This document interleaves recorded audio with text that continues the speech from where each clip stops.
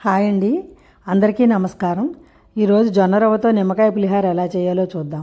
ముందుగా స్టవ్ వెలిగించి మూకుడు పెట్టుకుని అందులో 5 గ్లాసులు నీళ్లు పోసి వేడెక్కనివ్వాలి. 2 గ్లాసుల రవ్వకి 5 గ్లాసులు నీళ్లు పోసుకుని మరగనివ్వాలి. మూత పెట్టి నీళ్లను మరిగించుకోవాలి. ఈ నీళ్లు మరుగుతూ ఉన్నప్పుడే ఇందులో కొంచెం ఉప్పు వేసుకుని నీళ్ళను మళ్ళీ కొంచెం సేపు మరగనివ్వాలి. ఈ మరుగుతున్న నీళ్ళల్లో జొన్న రవ్వను వేసుకుని ఒకసారి కలిపి మళ్ళీ మూత పెట్టుకుని ఉడికించుకోవాలి. మూత పెట్టి మధ్య మధ్యలో కలుపుకుంటూ మళ్ళీ మూత పెట్టి మధ్య మధ్యలో కలుపుతూ ఇలా పొడిపొడిగా రవ్వ ఉడికేంత వరకు మొత్తం ఉడికించుకోవాలి. ఆ తర్వాత ఇంకొంచెం పొడిపొడిగా రావడానికి కొద్దిగా నూనె వేసుకుని కలిపి మళ్ళీ మూత పెట్టి ఇంకో 2 నిమిషాలు ఉడికించుకోవాలి.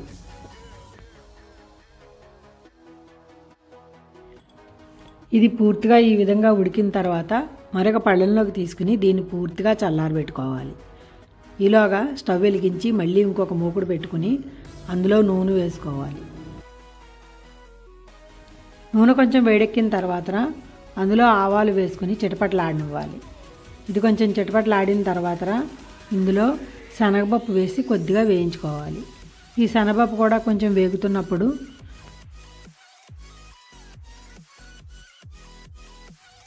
ఇందులోనే కొంచెం మినపప్పు, ఇంగువ, వేరుశనగ గుళ్ళు, పల్లీలు, నువ్వులు నచ్చితే కనుక నువ్వులు వేసుకోవాలి. నువ్వులు ఆప్షనల్, కానీ నువ్వులు వేస్తే రుచి చాలా బాగుంటుంది.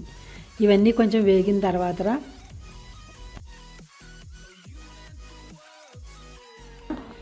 ఇందులో పచ్చిమిర్చి ముక్కలు, అల్లం ముక్కలు, కరివేపాకు కూడా వేసి వేయించుకోవాలి. ఒక 5-6 ఎండుమిరపకాయ ముక్కలు చేసి వేసి వేయించుకోవాలి. కారం ఎక్కువ తినేవాళ్ళు పచ్చిమిర్చి కానీ ఎండుమిర్చి కానీ ఇంకొంచెం ఎక్కువ వేసుకోవచ్చు. ఇవన్నీ వేయించుకున్న తర్వాత చల్లారబెట్టి ఉంచుకున్న జొన్న రవ్వను ఇందులో వేసి కలుపుకోవాలి. తర్వాత ఒక 3-4 నిమ్మకాయల రసాన్ని తీసి గింజలు లేకుండా చూసుకుని ఆ రసాన్ని కూడా అందులో వేసి కలిపితే జొన్న రవ్వ పులిహార తయారైపోతుంది. బియ్యం లేదా బియ్యం రవ్వతో చేసిన పులిహార కంటే జొన్న రవ్వతో చేసిన పులిహారకి కొంచెం పులుపు ఎక్కువ తీసుకుంటుంది. మరొక గుర్తుంచుకోవాల్సిన విషయం ఏమిటంటే మామూలు బియ్యం రవ్వ కన్నా జొన్న రవ్వ ఉడకడానికి ఎక్కువ టైం తీసుకుంటుంది. దీన్ని కొంచెం మీడియం ఫ్లేమ్లోను లో ఫ్లేమ్లోనూ పెట్టి కొంచెం ఎక్కువసేపు ఉడికించుకోవాలి. తర్వాత మూత పెట్టిన తర్వాత కూడా కొంచెం గట్టిగా ఉన్నట్టు అనిపిస్తుంది. అది తర్వాత చల్లారాక పూర్తిగా అప్పుడు పొడి పొడిగా అవుతుంది. అలాగే నేను చేసే ప్రతి పులిహారలోనూ ఆవాలు, మెంతులు సన్నని సగ మీద వేయించుకుని పొడి చేసి పెట్టుకుంటాను. ఆ పొడిని కలుపుతాను.